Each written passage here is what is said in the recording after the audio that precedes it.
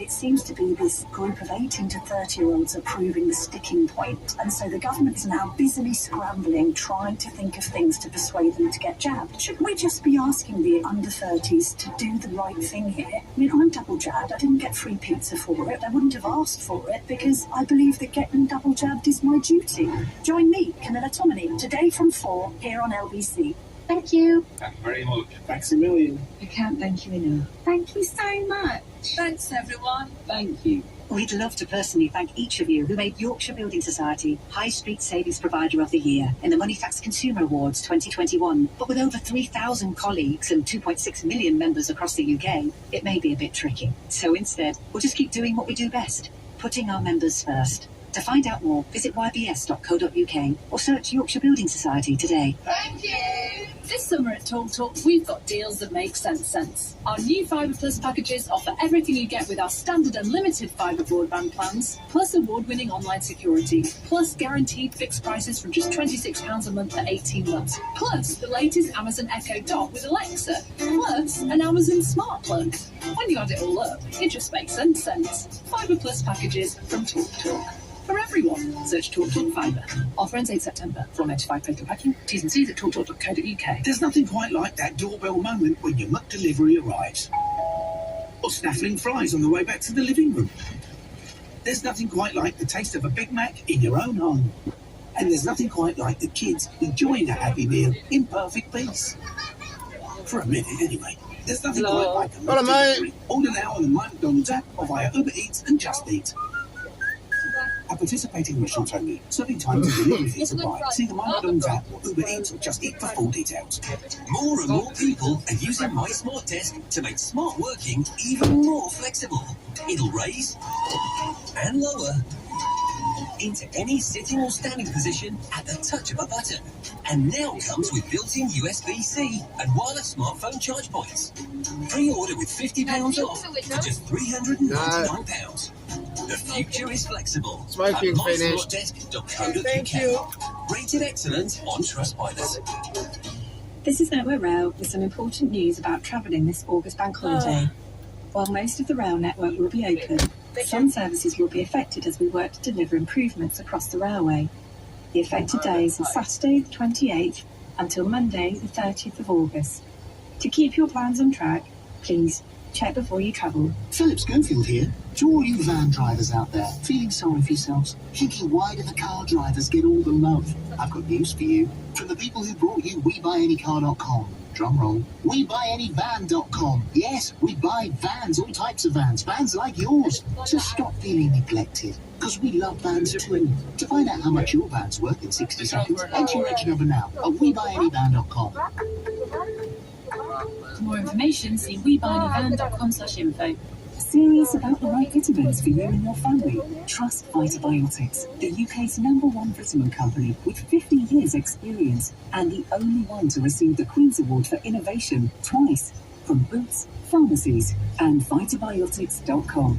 For #1 verification, see Vitabiotics.com. From the Academy Award-winning director of Spotlight, my kid's been in jail 5 years. The Americans did that. Everybody thinks that I killed her. My daughter's innocent. Stillwater is gripping, You're a stranger here. thrilling. It's not safe to you. Academy Award winner Matt Damon is at the top of his game. I'm trying to get my little girl out of jail for this. How did you do?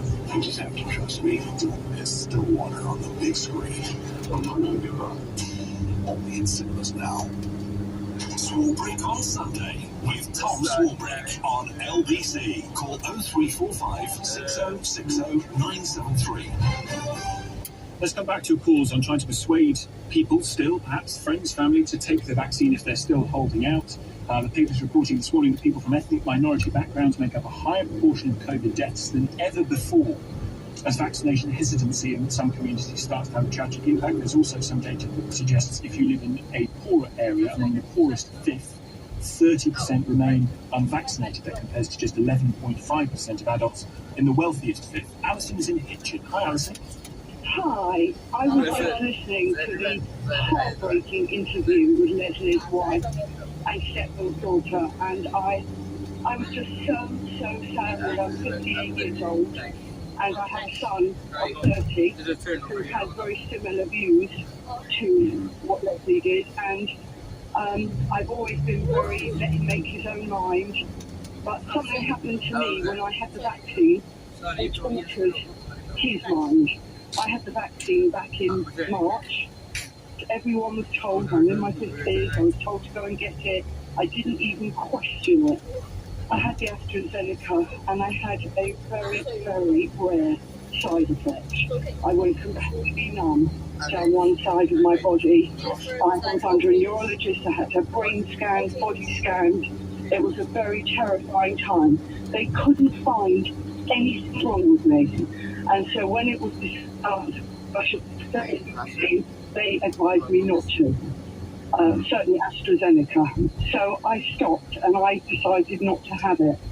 But then about 3 weeks ago, when I heard how prevalent it is certainly in the Jewish community in North West London, it seemed like everybody was. Do you know, Alison, your line is so bad. I want to get you back on because I do want to hear the end of that, given the problems, the horrible problems that you had with the first one. That sounds absolutely horrific. I can see totally why you'd question whether to have that. I can see, honestly, why your son might question whether to have it. Listen, we'll try and get you on a better line. Thank you. John's in Helgheim in Norway. Hi, John. Hello, Tom. I was chatting to a medical student, a young one, and what they said was that most of the world isn't vaccinated against COVID. So whilst we might be vaccinating very well, meanwhile COVID is mutating very happily in the majority of the planet's population. So their attitude was until everybody gets vaccinated and we actually focus on a global way, unless the West is going to completely close down and become extremely insular, we're going to have people flying in, or for example you're going to have a British executive flying off to check on his diamond mine or his gold mine or whatever it is, who's going to fly back and bring back into the UK a variant against which all of the double vaccinated people in the UK have zero protection. Does that make Well, John, that is obviously the nightmare, isn't it? I mean, that is the nightmare scenario that is always going to be a possibility.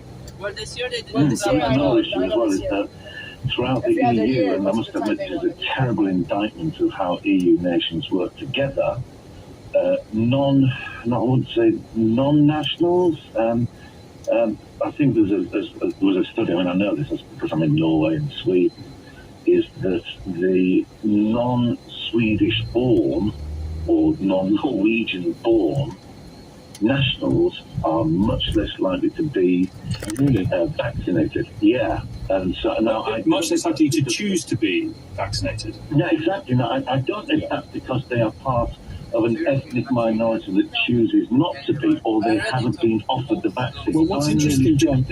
Yeah, John, thank you for the call. Sorry to cut you off, but I appreciate the call because you actually point me towards a detail in this study about 4 to 20%, 3 times more likely not to be vaccinated than the richest. I see that Joe Bibby of the Health Foundation think tank suggested some poorer people struggle to find the time to get jabs, or found getting to a vaccination centre difficult, while many did not trust the government. And it's the last bit that seems to me to be the most pernicious and most difficult. Many did not trust it. That's the issue for me. John, thank you. We've got Alison back, hopefully on a better line. Hi, Alison. Hi, so sorry, I'm walking my dog. That's all right. Oh, don't you worry. Standing still now. So you did end up having the second jab? No, I didn't. I had made a decision not to have it until about 3 or 4 weeks ago, when in the Jewish North West London community it seemed to be spreading like wildfire, and my partner and I felt that we should get done. The doctor had said that I definitely shouldn't have AstraZeneca, and so after a bit of a fight, I think I'm one of the only people in Hertfordshire that was granted to have the Pfizer after the AstraZeneca, and I went to have it yesterday. But my point is, my son, who is 30, who won't have the vaccine because of what happened to me, he's very anxious, and he's now had COVID for the second time. And he has this stupid thought. He wasn't that ill, despite it having asthma. He got it right back at the beginning of lockdown, and then he got it a few weeks ago. and he wasn't that ill. So he was a bit like when I heard that interview with Leslie saying, you know, I'm going to let my immune fight this, I've got a good immune. He says stuff like that, like I've had it before, I've got some immunity, I clearly don't get it badly. And you hear what happened to Leslie and you wonder, you know, what would happen next time. I've got to say, Alison, I can see why he would be nervous given what happened to you. I can see the argument made by younger people, my age and younger, who say, well, it doesn't really hit us all that hard according to the statistics. So I get the hesitancy. I just wonder whether time might play a factor in this, and also whether the idea that vaccines are going to be, or vaccine passports will be mandated in nightclubs from September, that might play a part too. Thank you so much for your call. I'm glad you're feeling better. We move on. After the news at 11, universities refusing to bring back full face-to-face teaching in the autumn. Why? On your radio, on Global Player, and Play LBC. leading Britain's conversation. This is LBC. From Global's newsroom at 11 o'clock, Great Britain have finished the Tokyo 2020 Olympics with 65 medals, matching the achievement from London 2012. Lauren Price won boxing gold overnight, while Jason Kenny became the first British athlete to win 7 golds and 9 medals in total, while retaining track cycling's Keirin title. Afterwards, he spoke at an International Olympic Committee press conference. I wasn't as quick as I wanted to be in the sprint and team sprint, so I kind of felt like I had nothing to What lose. is going on here? Went for it, really. Now I can't get out here and I can't go down there. The slap took me about half an hour. Good I got there in the end. Couldn't believe I crossed the line on my own still. His wife Laura Kenny will be Team GB's flag bearer at the closing ceremony for the Tokyo Olympics in an hour's time. I've got to go here. The UK's COP26 chief is warning urgent action is needed to address climate change, or the world will soon face catastrophe. Ahead of November's climate conference in Glasgow, Minister Alok Sharma has told The Observer that failing to act would have devastating consequences. Several countries around the world are facing extreme weather, including wildfires across southern Europe. Other nations on the continent, including Germany and Belgium, have experienced deadly flooding. They're forcing you. Look at that, that's one way now. So they're forcing you to go right back to the roundabout. Violence has escalated there in recent days as foreign troops withdraw after nearly 20 years. The UK and US have asked their citizens to leave the country immediately because of the worsening security situation. Several destinations have been moved to the UK's travel green list, including Norway, Romania, Germany and Austria. France has moved back to amber. Mexico is now on the red list, meaning hotel quarantine. Travel writer Simon Calder says British Airways laid on extra flights to the country yesterday. A lot of people just got off the plane, were told, by the way, it's going red, if you want to get back on. And they've been flying back to London overnight. They arrived at Gatwick just before 3 a.m, which was just enough in order to make sure that they weren't having to go into hotel quarantine. The Environment Secretary has defended the government's decision to put down an alpaca that twice tested positive for bovine tuberculosis. More than 80,000 people signed a petition supporting the animal's owner's requests to the Prime Minister to save 6-year-old Geronimo. And there were showers in many places, which could get heavy and thundery this afternoon. Met Office thunderstorm warnings covering the northern half of the UK. Breezy in the south with highs of 20 degrees. From Global's newsroom for LBC, I'm Simon English. There's something big going on at Tesco. Big brands at small prices. Not just hundreds of Tesco products price matched with Aldi, but lots of big brands too. So you can do a big shop and save yourself a trip. Tesco. Every little helps. Prices checked and matched on hundreds of comparable products from GBLD stores and or online twice weekly. Prices most often found matched, excluding promotions. Selected stores excluding Express and Northern Ireland. Products and availability vary by weekly store. See tesco.com/Aldi price match. This is LBC from Global, leading Britain's conversation. Swarbrick on Sunday with Tom Swarbrick on LBC. Morning to you, just gone 11 o'clock. You're listening to Swarbrick on Sunday on LBC. I'm Tom Swarbrick. Hope we find you well this morning. Loads around in the papers today around this target of carbon net zero by 2050, ahead of what is a very, very big conference taking place in Glasgow later on this year, the so-called COP26. You will have seen, I'm sure, in the papers and on the press, on the radio, in the run-up to it, the things that we're being asked to do in order to make ourselves greener and cleaner and more energy efficient, including going from, getting rid of the gas boiler and putting heat pumps in, to not washing the dinner plate before you put it in the dishwasher. The front page of the Sunday Telegraph, interesting the number of papers that now are picking this story up, not just today but previously. PM's push for net zero plunged into chaos, the Sunday Telegraph says. Boris Johnson's green agenda facing chaos as fears are raised that the costs of reaching climate net zero could cripple working class families in newly won Tory seats. That's the political and cost angle.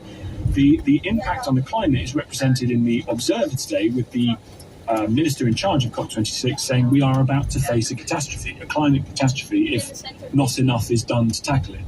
We'll talk about it in more detail after 12. This balance between understanding the catastrophe that's about to come our way if we do nothing, and understanding that this is going to cost people possibly quite a lot of money in order to get to that target of net zero by 2050, and where the balance is between the two. Come on to that a bit later.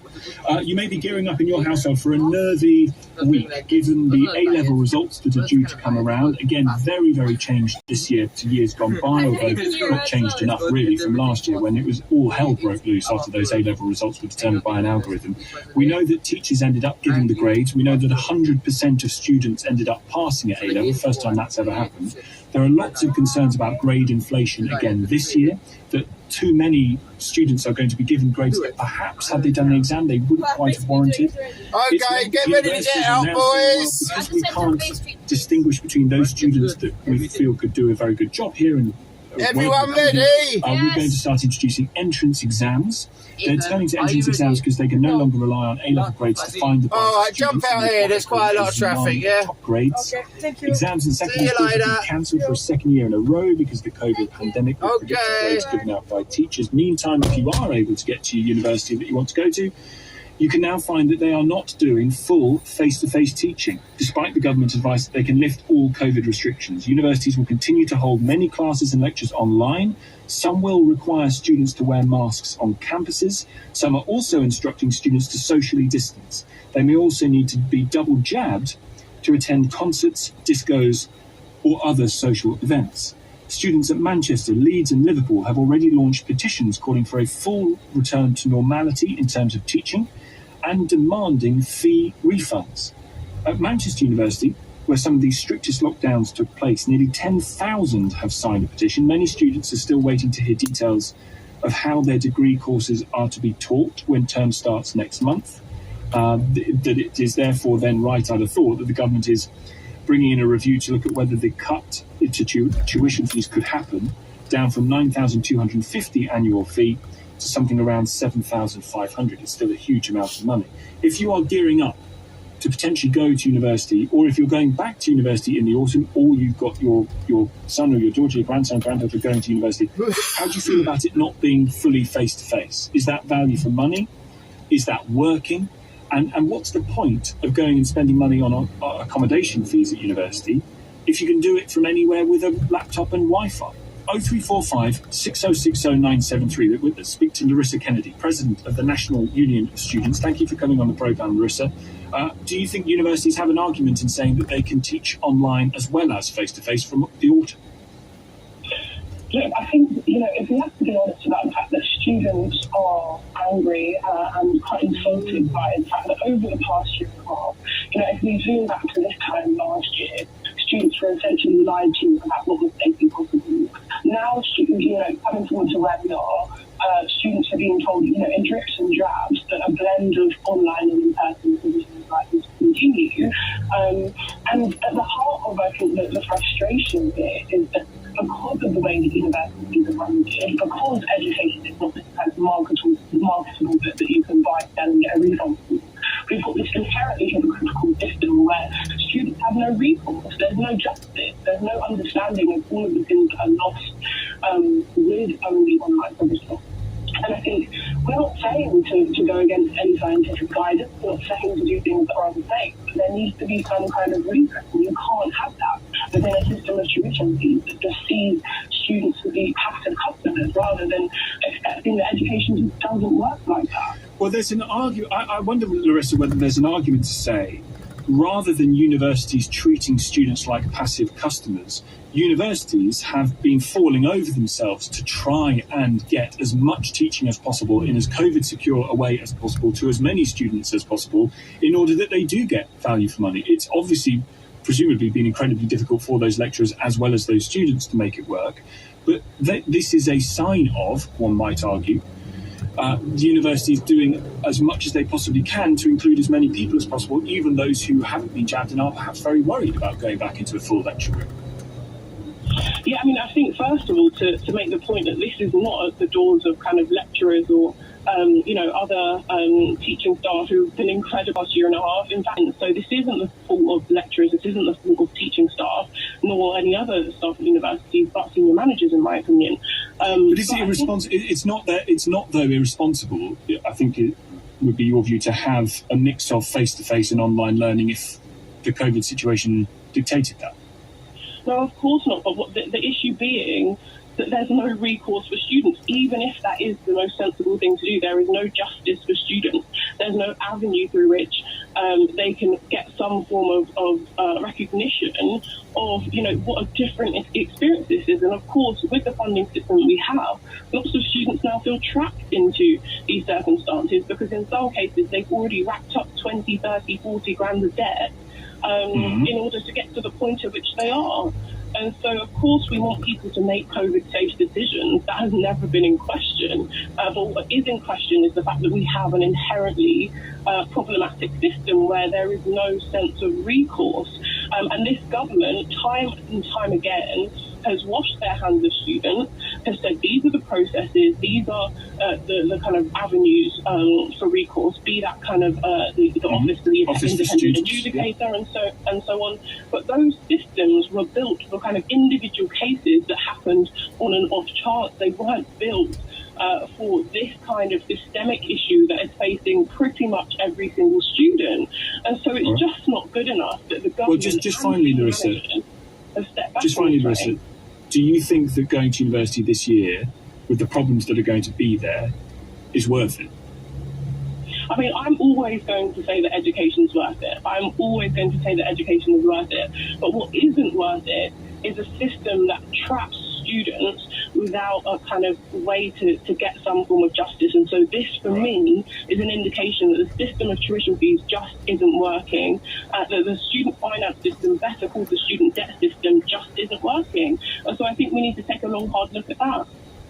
All right, Larissa, good to speak to you as always. Thank you. Larissa Kennedy, you're the president of the National Union of Students. Listening to that at 12 minutes past 11 is Professor James Tooley, Vice-Chancellor of Buckingham University, formerly a professor in education policy. Thank you for coming on the programme. Let me just ask you, first of all, Professor, before we pick up on some of the points that Larissa made, about the idea of universities now turning to entrance exams because A-levels aren't doing the job, can't do the job, of distinguishing between students' ability relevant. This is school leaving exams and A-levels in particular. These were university things. The universities set the standards and kept the standards true and honest. So listeners of my generation will remember they did their A-levels under, mine was the Southern University Joint Board. Bristol's universities. There was the Oxford and Cambridge Board. There was the Joint Matriculation Board, Manchester, Leeds, Birmingham, and Liverpool, I believe. And it was only when the government took over in 1986 with wanting to create the GCSEs that the exam boards were amalgamated and moved away from the university. So when we're talking about universities setting their own exams, it's actually reclaiming the status quo and going back to the way that things were. And actually many universities are doing that already, as you probably know that. Yes, that's right. There are lots of universities. Cambridge, Oxford have their own entrance exams for various subjects, as well as the... So what benefit is there from A-levels if 100% of students pass again, and it's becoming much harder to distinguish between those students who can and those students who might struggle? Yeah, you've asked exactly the right question. Now, my heart and your heart, I'm sure, goes out to A-level students who have this year suffered under this, incredibly difficult position. So everything I'm saying, you must take that into account. Of course, our hearts bleed for people who are in that position. But if there is a 100% pass rate this year, and we don't know that will happen, we'll know in a few days, but if it carries on like last year, if there is a 40% of students get A's and A stars, and then if universities like Oxford, Cambridge, Warwick, many others are saying, well, actually, if you're coming to do law, if you're coming to do medicine, if you're coming to do English, if you're coming to do maths and physics, we want you to do your own our test or tests we're sharing with our universities, then it does draw into question, doesn't it? What are the A-levels for? And maybe we can start seeing a re-emergence of universities saying, let's reclaim A-levels. Under our jurisdiction, you didn't get this terrible inflation. Under our jurisdiction, you had results that you could rely on. So let me come on to some of the issues that students may find themselves facing at university if they get there this year. Not least the lack of full face-to-face teaching, but also this idea of having to be double jabbed in order to go to the concert or the disco or the Freshers' Week fair, whatever it might be. Is that something that your university in particular will be encouraging? Is that something that you welcome? It's absolutely not something I welcome, and the answer is no, no, no. Our university will not be doing that. The whole issue here, I think government was just flying a kite a week or two ago, wasn't it? It was saying we're going to insist universities, insist on people being double jabbed before they can attend lectures and so on and so forth. I think they've dropped the idea because they saw the reaction. There'll be leakage. You can't. We have contracts with our students. You can't then say, and by the way, you have to do this additional thing. And there's the moral issue. Yes, we encourage. I've been double jabbed. I'm sure you have. We encourage people to be double jabbed. We encourage people to be tested. We encourage people to be safe. But there are moral choices you make about what happens inside your body medically. Your choice. It's absolutely not something I'm going to be imposing. And I abhor the idea of imposing that. You talk about the contract between the student and the university. What about that contract allows the student to say, listen, my experience has been terrible. I've been paying enormous accommodation costs. I've not had much face-to-face teaching because of the COVID situation. I want some money back, please. As Larissa was telling us earlier from the National Union of Students, she doesn't feel that many students have an opportunity to get redress for what is, not being sold what you were told you were going to be sold. Yeah, accommodation is easy, and the University of Buckingham led the way. We kept very quiet about it. Others followed.